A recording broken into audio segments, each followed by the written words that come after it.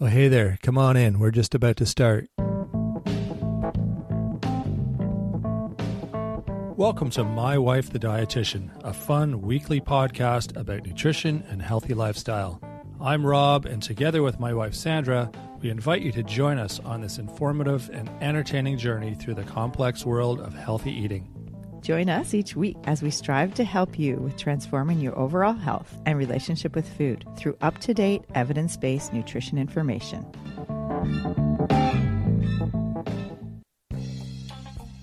Do you have unexplained weakness, fatigue, or lack of energy, rapid heartbeat, or shortness of breath?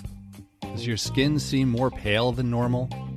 You might have an iron deficiency, but don't worry, you're not alone. Iron deficiency is the most common nutrient deficiency worldwide.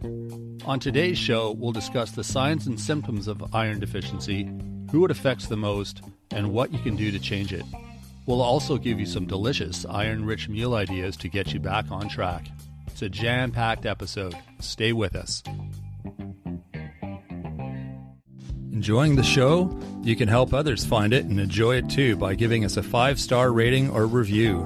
If you feel like reaching out to us with a question or comment, you can send us an email at mywifetherd@gmail.com. And don't forget to visit our website at mywifethedietitian.com, as well as our social media pages. We're on Facebook, Instagram, and YouTube. Enjoy the show. Welcome to My Wife the Dietitian. Hello, Sandra. Hi, Rob. How are you? Did we iron out the kinks? Sorry, we were having some technical difficulties, and we're talking about iron-rich meal plans. So. Oh, I see where you're going. I'm like, okay, I got you. Good one. Okay. Anyways, okay, let's start. This might be a long one. It's already a long one. Okay. Okay. Well, this came up at a prenatal group recently, and it's a really good topic because a lot of people deal with this. With what? Iron deficiency? Yes. Oh, really? Yes. Iron deficiency. It's very common. It's the most common nutritional deficiency worldwide. Really? Yes.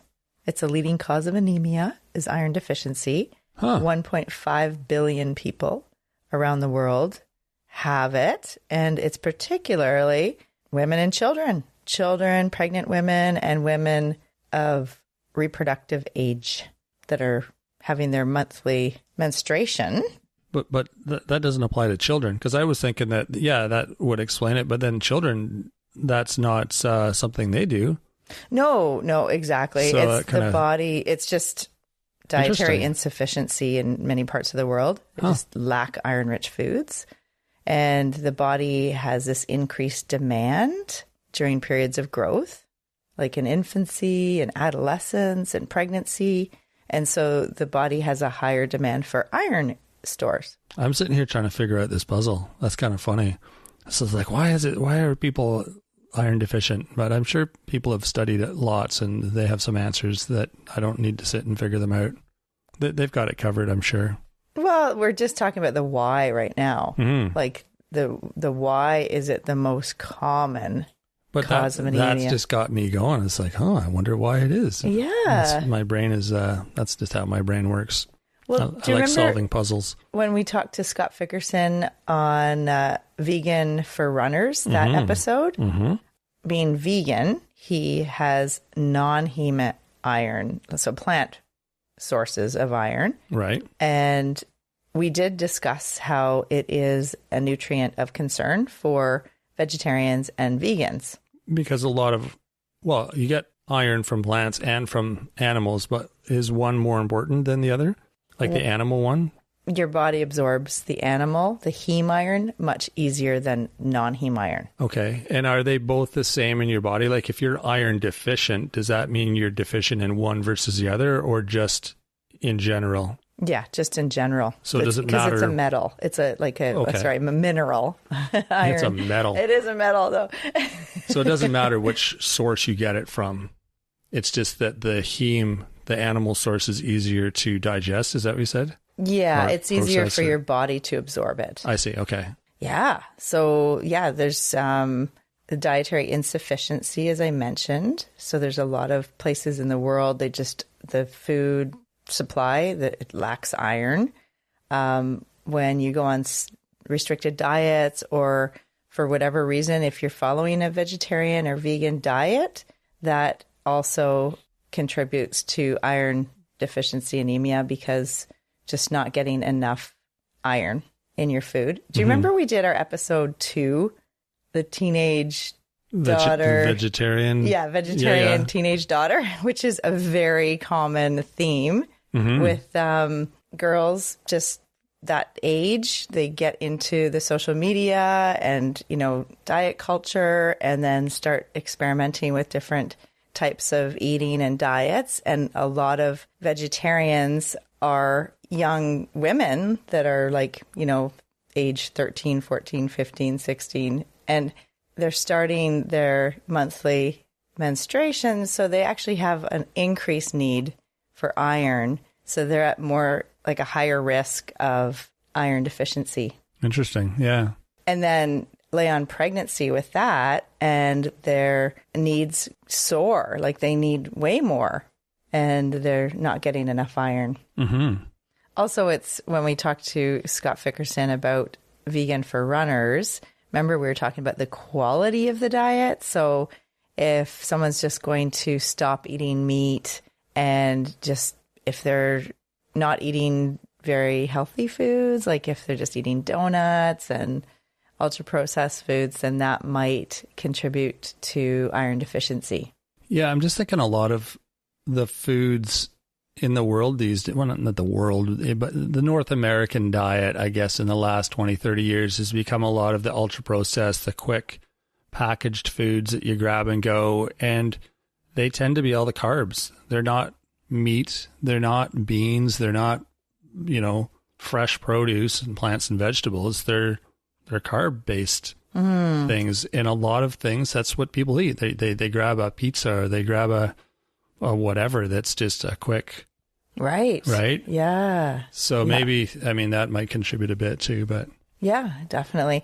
And then also, remember we talked to Selena DeVries, the celiac dietitian, last week?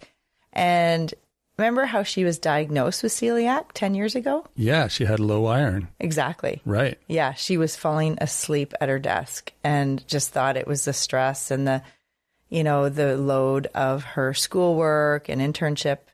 It is pretty intense, the dietetic internship. So she just thought it was that was causing her fatigue and low energy. But then she went and got diagnosed and had low iron, and then further testing, they found out she had celiac disease. So what I'm saying is chronic diseases also contribute to iron deficiency anemia. So intestinal bowel disease, so Crohn's and colitis and celiac, other inflammatory conditions can all affect iron stores. And symptoms, so we just mentioned Selena's symptoms. Right. What symptoms did she have? Well, she was sleepy. Yes. So the weakness, fatigue, low energy. So those are symptoms of iron deficiency anemia. Okay. Pale skin. So just having pale skin because it's the red blood cell. Like that's just your skin tone, you mean? Or like all of a sudden you have pale skin? Well, paler skin than normal. Oh, interesting. For you. And they actually look at the gums and also the eyes, like the rim of your eyelids. You said paler than normal. So if I start to look like paler than I normally do, that's a sign that I'm iron deficient. Yeah. Okay. The blood. Because the blood isn't getting to the extremities. Which is is that kind of, your skin's kind of an extremity, isn't it? Or maybe not. I don't know. I'm just thinking the outside of your body, but something to do with blood flow anyway. No, or not blood flow. So the pale skin, it's caused by the small pale red blood cells. So it's called microcytic hypochronic. Okay. Like microcytic is small and hypochromic is pale. Why do they use such big words? Why can't they just say small? Small and pale? Yeah. It'll be a lot easier for people to understand. No wonder people are so confused when it comes to health. They use all these big words. Well, there's 3 stages of iron deficiency. 3 stages. Okay. Yeah. Lay them on me. All right. So the first stage, you don't really have any symptoms. Okay. But so you're kind of normal. Well, but you could have iron depletion. Your body's iron stores, the ferritin, is beginning to decline. And ferritin is a protein that stores iron in the body. Okay. But there's still enough iron to support your body's normal functions. But in your blood work, the ferritin blood work will be low, but the hemoglobin will be normal. Okay. So the hemoglobin is in the complete blood count of the lab test. Right. And the red blood cell count will be normal also in stage 1. I used to have low blood, or still do, low iron rather, with my blood work. And they were always curious why, because it was unusual for a man to have low iron, and they could never figure it out. That was a while ago. I don't think recently, right? Yeah, I should look at my blood work next time I get it done. It was a while back. Yeah, I don't know. It never got resolved, but it just corrected itself, I guess, or I started eating meat or more beans or something. I don't know. Well, generally speaking, men, unless they have an ulcer or chronic disease, or like bleeding in the GI system, if you have a GI bleed, or like malabsorption, like celiac, or intestinal bowel disease like Crohn's or colitis. Right. Or if you're doing frequent blood donations or have intense endurance training. Well, that's probably what it was. It's all my intense endurance training. Okay. Yeah, you nailed it. Because most men don't have an iron problem. Actually, they could have too much iron, and then that's not good either. That's because that's why the women and children are suffering, because the men took it all. Right. Well, it's hemochromatosis is actually a condition that your body stores too much iron. And they've actually shown that there's a study that showed that if people donate a unit of blood every 3 years, the risk of heart attack goes down by 30%. For the person donating? Yes. Yeah. Yeah. Oh, yeah. Men. Okay. And it's in men. Really? Yeah, because the high iron stores, if that's something that's happening for a man, that can contribute to heart issues, like increased risk of heart attack and liver disease, and affects the pancreas, so diabetes. So you get rid of some blood and then your body makes new blood that has less iron in it? Is that kind of how that would work? It's stored in the blood, so it's called bloodletting. They used to do that, remember? Bloodletting. Yeah. And they get rid of blood, and then your body has a better amount of iron, because iron is a mineral. And you don't... Oh, that accumulates, you mean? Yeah, exactly. Oh, I see. I gotcha. Yeah. And so if it accumulates, it actually affects the organs, the liver, the heart, the pancreas. Gotcha. And can cause inflammation and liver cancer. It can cause colorectal cancer and oxidative stress. So it's, causes inflammation. Did you finish, your 3 stages of iron deficiency? I think I interrupted you. Started talking about me. Okay, that's okay. We talked about the first stage, which is iron depletion, where there's no symptoms, which could be common for a lot of people, especially if, they haven't had blood work and maybe they're not getting enough iron in their diet. And we're going to, at the end here, talk about iron-rich foods and meals. Right. Okay. So stage 2 is iron deficiency. So it's a decrease in the red blood cell production, and it's the intermediate stage. And these are things that are measured through your blood work? Correct. Okay. Yes. Yeah, exactly. So your iron stores are nearly exhausted at this point, and your body's struggling to produce adequate hemoglobin. So you'll find on the blood work that the hemoglobin is trending down. The ferritin is low, just like in stage 1, ferritin is low. That's where a lot of people that I talk to, women in pregnancy, they've had low ferritin and their doctor has said that they should start thinking about trying to get more iron. Okay, right. But they're at stage 1. And that's true. Like the demands of pregnancy, increased blood volume to support the baby's blood supply and the growing baby, and yourself, you do need the iron-rich foods. Right. And in stage 2, so the blood work would show low ferritin, as I mentioned in stage 1, that happens too. Mm-hmm. But now in stage 2, your hemoglobin is trending down and the serum iron is lower than normal. And the transferrin, which is the transport iron, so it's how your body transfers iron around the body, that level is low because your body's struggling to produce adequate hemoglobin and your iron stores are nearly exhausted, as I mentioned before. Right. And the serum iron, so in your blood, it's low. And so the other indicator is the TIBC, which is total iron binding capacity. And that is trying to capture more iron due to the low levels. So it's trying to get as much iron as it can. So that actually is increased. Right. Okay. In stage 2. So stage 2, you're kind of struggling. Your body's struggling. Exactly. Right. You're probably starting to feel weakness and some fatigue, maybe irritability. I bet that's probably when Selena was starting to feel tired and thinking it was just school work. Yeah. It was probably related to stage 2, whereas stage 3, it is when you have iron deficiency anemia. So you're diagnosed with that because your hemoglobin drops below normal. And so it's not in that normal range anymore.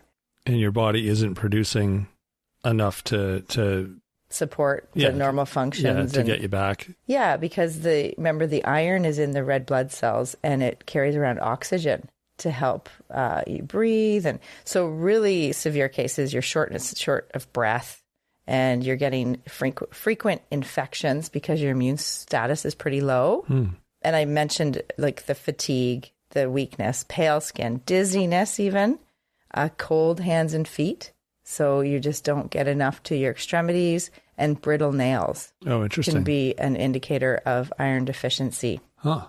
Okay. Anemia. And as I mentioned, the microcytic hypochromic.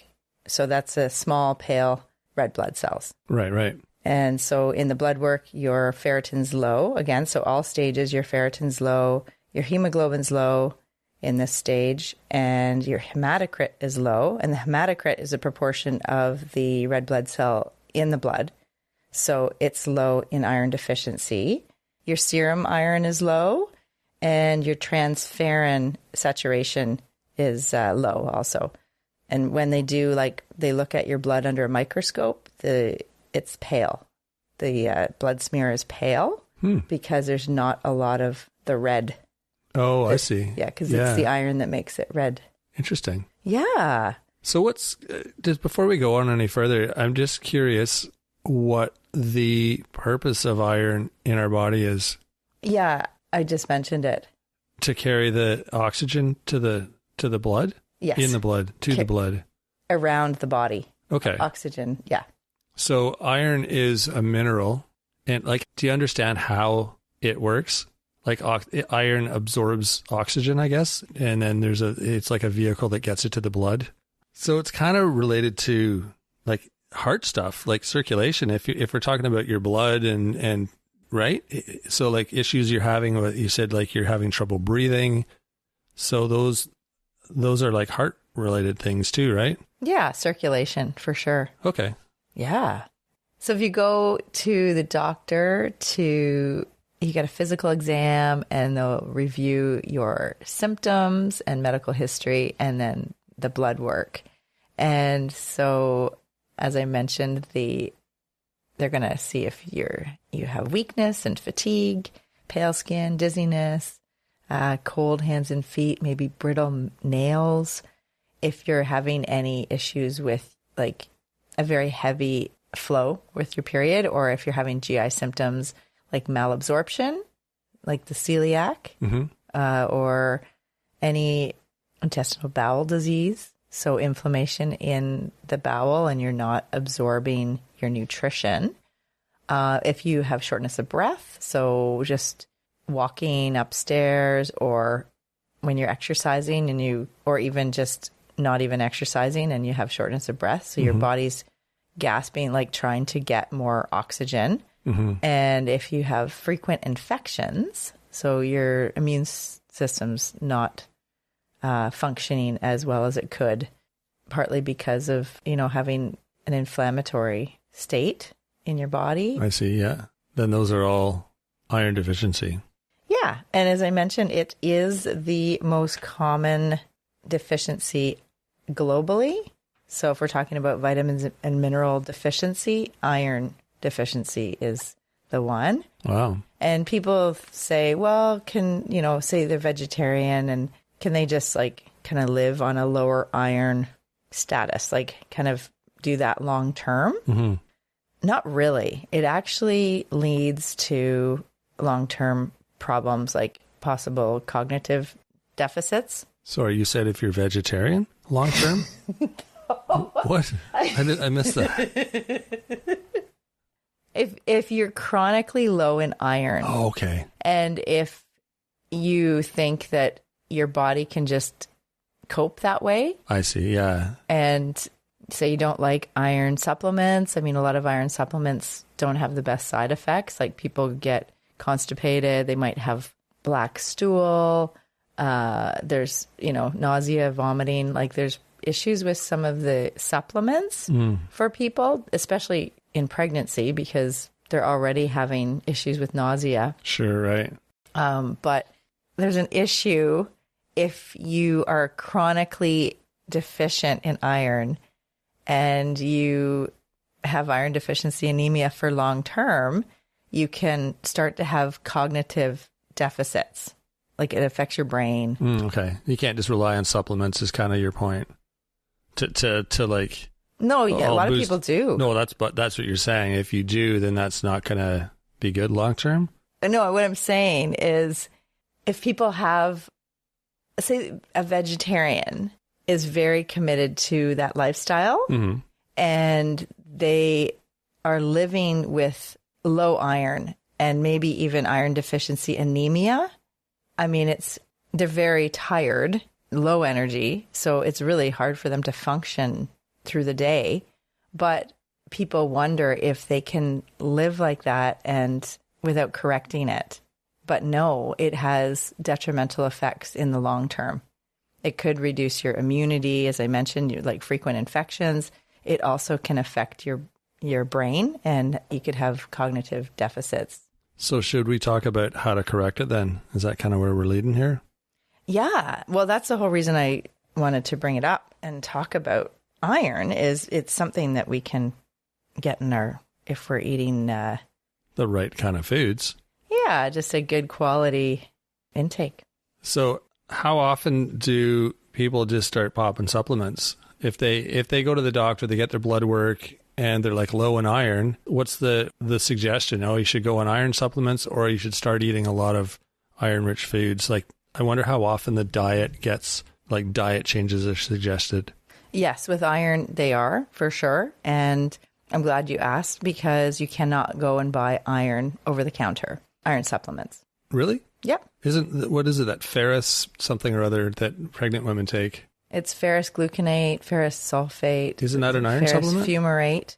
Yeah, it's over the counter. Like they have to have a prescription or they have to ask the pharmacist for it because, as I mentioned before, it can be dangerous for people to, especially men who aren't losing blood, they can get high levels of iron. Okay, and so that can be dangerous for, as I mentioned, like heart disease, heart attack. I just thought that was a regular supplement you could like buy off the shelf. No, it's interesting. Okay, yeah, and the multivitamin minerals, most of them have a small amount. Women need 18 milligrams a day in their reproductive age if they're menstruating, and men need 8 milligrams of iron a day.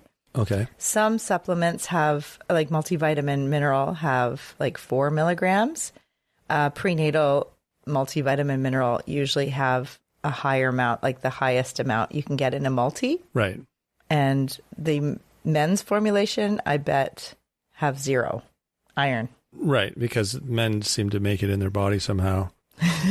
Well, they're not losing blood, and they eat food that has iron. Like lots of times, iron-rich foods are meat, chicken. Like man food. They're eating more man food. So how do we get some iron into our diet? Iron-rich food, I'm guessing. Yeah, exactly. So we're going to talk about 5 animal-based iron-rich foods, so heme iron. Okay. And 10 plant-based foods that are non-heme iron. Are you meaning that animal-based foods that are higher in iron? Higher in iron? Like, is iron not in every animal-based food? Yeah. Okay. Yeah. But these ones are have the best source or something? Yeah, we're going to just go over them so that Sure. we actually are talking about different foods. Okay. So what do you think is probably a really high source? Cow, pig, fish. Red meat. Chicken. Yeah. Red meat. Red meat. Yeah. Okay. Yeah. Red meat is more than fish, more than chicken, typically? Red meat is usually beef, lamb. Yeah, no, I know what red meat is. I'm just meaning, is it higher in iron than, say, white meat or fish? Oh, good question. Actually, the dark meat on chicken, so the legs and the thighs are higher in iron than the breast. Okay, because that kind of answers my original question of do all animals have iron, heme iron? Mm-hmm. And they do, but some will have higher sources of iron. Yeah. And so the red meat sounds like they're the higher sources of iron. Yeah, exactly. Yeah. And also clams are very high in iron. Clams? And oysters. I wonder how many you have to eat because they're tiny. Mm-hmm. Sort of. Interesting. Okay. Sorry, carry on. So in our group the other day, there was a quiz and there was about 20 different foods that were listed. And it said, what is the food with the highest amount of iron? Okay, interesting. And clams were the number one. And did anyone answer that correctly? Yes. Oh, good. Yeah. Yeah, people know their stuff. Yeah, they do. Exactly. People who live with iron deficiency. Sure, of course. Yeah. And a big point that I brought out was that we need the variety and diversity of different foods in our diet. So all of the foods listed there were great because they all had some iron. And that's what most people eat meals or snacks. And so you're getting a mixed amount of food in your day. Like when you eat, you're not just eating clams. Like clams, 3 times a day. Yeah, exactly. So you got your clam souffle and your clam omelet and your clam fettuccine. Yeah, that. Clamato is very high because, well, if it has clams. We did a whole episode on iron-rich foods to prevent deficiency, episode 56. Mm-hmm. And part of why I want people to go back and listen to that if they are at risk for iron deficiency or they have anemia or if anyone in their life is dealing with that, it's the combination of foods that we eat can actually create the environment in our stomach to absorb the iron better. So if you have vitamin C-rich foods in your meal, that's going to help your gut absorb the heme iron and the non-heme iron sources. So we're going to talk about some different meals that are iron rich. So you can be eating just buckets of clams, but if you're not eating the vitamin C with it, your body has less chance of absorbing it. That's a good point. No, generally with the animal, the heme iron, your gut's absorbing that iron. Oh, it's just the non-heme that the vitamin C is. Oh, interesting. It really helps with the non-heme. Okay. And a meal that has so spaghetti and meatballs, a good example. So you've got some non-heme iron in the noodles. You've got some non-heme iron in some of the vegetables. Say you've got some spinach in there or some other green leafy vegetables. Oh, okay. So that's the non-heme. And then you have the meatball, which is heme iron. Right. And then you have the tomato sauce, which is vitamin C rich. Oh, I see. So, yeah. So the heme iron and the vitamin C create the environment in your gut to absorb the non-heme iron. The actual heme iron helps your gut absorb the non-heme iron. Gotcha. And the vitamin C. This would be really one of those kind of explanations that would be helpful with like a whiteboard and a visual and some diagrams. Right. For me anyway. I'm sure there's other people who are visual learners trying to like picture everything that you're saying. But yeah, I get that now. Well, one example is when a pharmacist gives someone iron, like an iron supplement, then they also say take vitamin C with it. Oh, they do, hey? Well, sometimes. Yeah. Yeah. The good pharmacist. The cool thing is you can eat the vitamin C rich food with your iron rich foods and get that environment so that you're having an iron rich meal. Perfect. And so let's talk about, we're going to talk about the 5. Yeah, okay. Heme iron. Okay, so red meat and fish, like the clams, but fish also is good, and seafood, and chicken.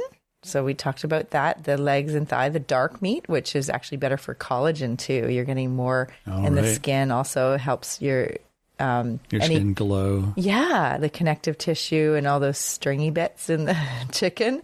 That's actually really good if you eat that for collagen. But the dark meat is higher in iron than the white meat. Right, okay. And the eggs are another thing that you can eat that has some iron. Oh, right. And then when we're talking about non-heme iron sources, dried fruit, like apricots, are really high in iron. And do they have to be dried? Is there something different about the dried version? Yeah, you just get more. Oh, it's concentrated. Yeah. I see. Okay. Yeah. So an apricot has iron, but dried apricot you're getting a more concentrated version of it. Yeah. Gotcha. And prunes, which is good, for people that I'm thinking in long-term care with elderly people. They might have more constipation and they might need extra iron, like depending on what's happening. Sometimes people have low hemoglobin and they might be iron deficiency anemic. So having apricots and prunes, those foods are natural laxatives too. Okay. And they also give you some iron, so that's helpful. Doesn't iron make you constipated though? Yeah. Okay, but you're saying this kind of counterbalances it because it's kind of like the fiber-rich version of an iron. Yeah. Yeah, I see. Yeah, and the sorbitol in the fruit is just a natural laxative. Okay. And then seeds, so pumpkin seeds, sesame seeds, sunflower seeds, those are all really good for iron. So that's a way to get some more iron. So we're in pumpkin season, and pumpkin, roasting the pumpkin seeds is really good to add to trail mix and salads and different foods, even your overnight oats or your oats. Yeah. And vegetables, I mentioned, like the green leafy vegetables. Okay. Like spinach is a good one, like sauteed. So that will provide some iron, non-heme iron. Remember, these plant-based sources are non-heme, so they're not as well absorbed unless they're with a source of vitamin C, right? Which most meals, so you'd have vegetable or fruit at the meal. And then that's usually a vitamin C rich food, like potatoes. So if you have potatoes with your meat and spinach, you're getting some good iron that way. Oh, there you go. I wonder if that was the purpose when whoever the people who designed the concept of what you should have on your plate, I wonder if that was part of it or if it just happens to work. Because it's kind of cool that you're getting everything you need. Mm-hmm. Yeah. Mm-hmm. Interesting, eh? It really is. Seaweed is actually pretty good for iron. So the nori or the wakame or other seaweed. Yeah, that's pretty good. It's kind of like they make it into like a thin chip kind of. It's like paper thin though, but it's kind of crispy and a little salty, and yeah, they're tasty. If you see them in your store, check them out. They're usually in like a little foil package, like crackers. That's kind of how they look like, wrapped up in a little package. A little bit of iodine in there from the sea. Yeah, but they're good. I usually stack 3 or 4 into one to make it a bit thicker and more efficient eating. That's right. And you've probably heard molasses. Have you heard that that's good for iron? I haven't. Oh, really? Okay. Yeah. Yeah. You can. I don't eat a lot of molasses typically, so I'm not familiar with its nutritional benefits. Yeah, that's one thing that. Although I do remember having molasses, like a carton of molasses lived in our fridge when I was a kid, and I never knew what it was for. And one day I tried it because I'm like, oh, I wonder what this stuff is, and it was nasty.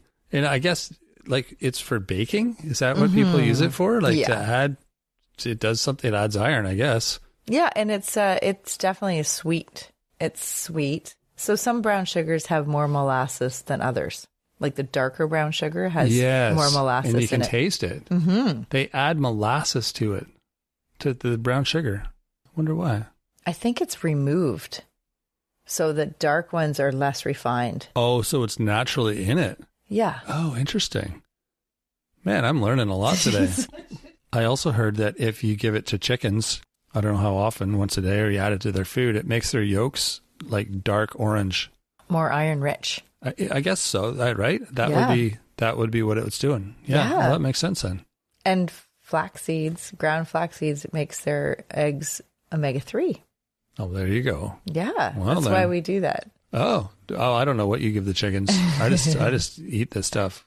Right. Eat the eggs. The eggs, yeah, not the chickens. No. Our chickens give us eggs, so we don't eat them yet. Well, yeah. I did hear about the molasses for chickens, but I never could figure out how to give it to them. I guess I could probably drizzle it over their seeds or put it in their water. But yeah, you just add it to their food somehow. They'll figure out how to eat it. It's a little bit messy to deal with, but anyways, molasses, you can bake with it. You can spread it on toast, like just pour it, or you can put it in your milk and make like a little bit of a molasses milk. Oh, like you're suggesting people eat it? Isn't it kind of gross? Like I didn't realize it was iron. No, but I didn't realize it was tasty. Something you could eat just straight up. Well, in muffins and ginger snaps. Yeah, baking. But you're saying to put it on your toast like it's peanut butter. That would be, well, I don't know. I suppose I eat funny things. Maybe, I don't know. Give it a try. Let us know what you think. I think people have been creative with molasses because if they're trying to get iron up any way possible, right? And it's a really good source of iron. Mm-hmm. Okay, there you go. You know what else is a really good source? Dark chocolate. Oh, see, I would much rather spread dark chocolate on my toast than molasses. Right. If I had the choice. But we did a thing on Nutella, remember? And how it was mostly sugar. That's not dark chocolate, though. I know. Yeah. Yeah, but maybe some people think that, that's the same thing. I'll just put Nutella on my toast. But yeah, not. Do you remember when fondues were pretty popular? Yeah. Well, dark chocolate with fruit is a great combination because you got the vitamin C rich fruit and then it's very sensual too. Like the aphrodisiac with the strawberry dipped in chocolate and that whole thing, right? Oh, we did that Sexy Foods back. Yes, we did. A long time ago.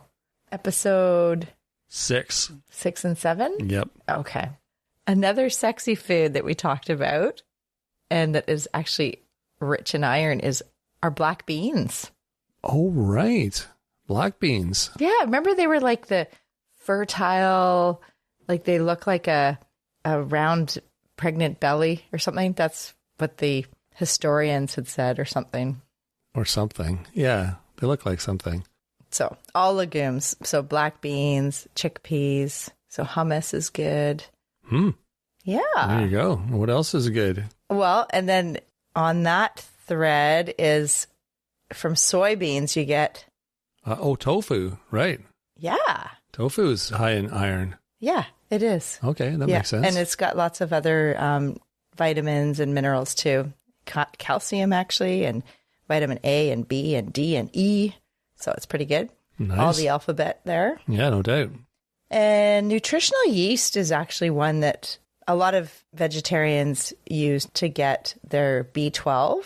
Okay. And also it's got some iron. So a quarter cup of nutritional yeast can give you 8% of your daily value of iron. And how do you use that? You sprinkle it because it's like a well, you're not going to put a quarter cup of nutritional yeast on your popcorn. No, but you could use it throughout the day, just kind of like how we use hemp hearts and so it's seeds. like a dust that you sort of sprinkle on your food, right? Dust. Well, it is. I mean, it's, yeah. How would you describe it? It's like flakes. Okay, flakes. But I think cornflakes. It's smaller than it's like powder. Oh, right. Powdery, dusty flake thing. Yeah. So you sprinkle it in there with your stuff, and okay. Yeah, and it gives it a little bit of a cheesy kind of flavor. It does kind of have a white cheddar-y kind of flavor to it. Yeah, it's so pretty good. Yeah.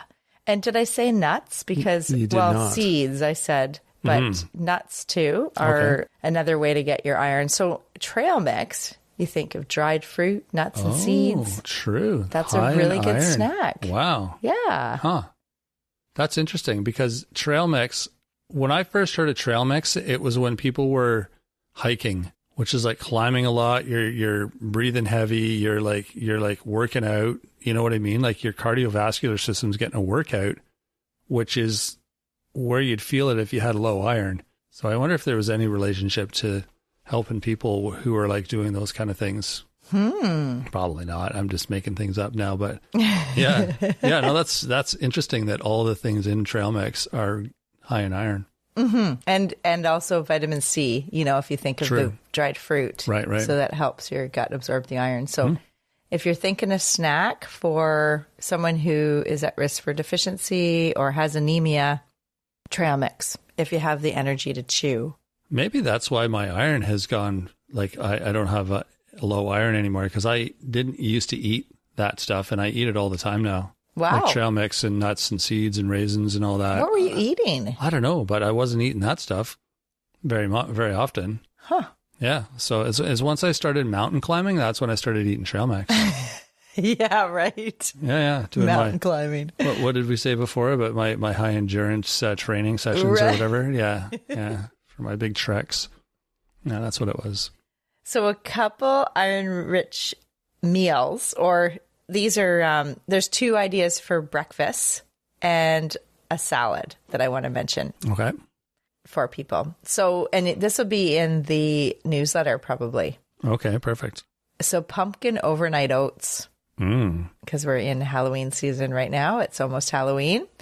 So if you take a half a cup of rolled oats, it adds some unsweetened soy milk, maybe a third of a cup of unsweetened soy milk, 3 tablespoons of pumpkin puree, like from a can, or if you have your own pumpkin, you can use that. There you go.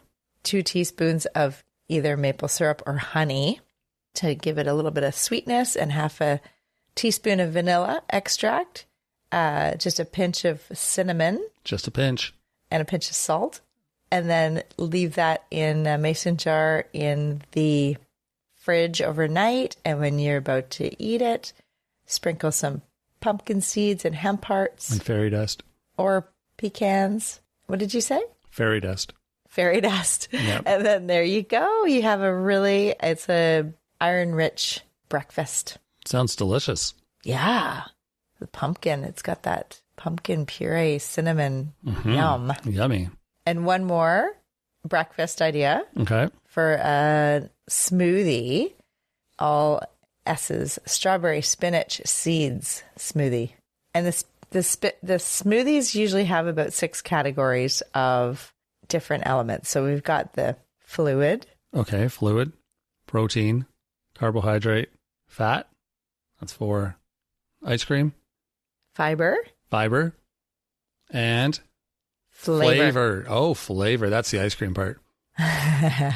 So this one has, in the blender, you put so I have soy milk here again, but some people use regular milk, cow's milk, or oat milk, almond milk, whatever type of milk you like.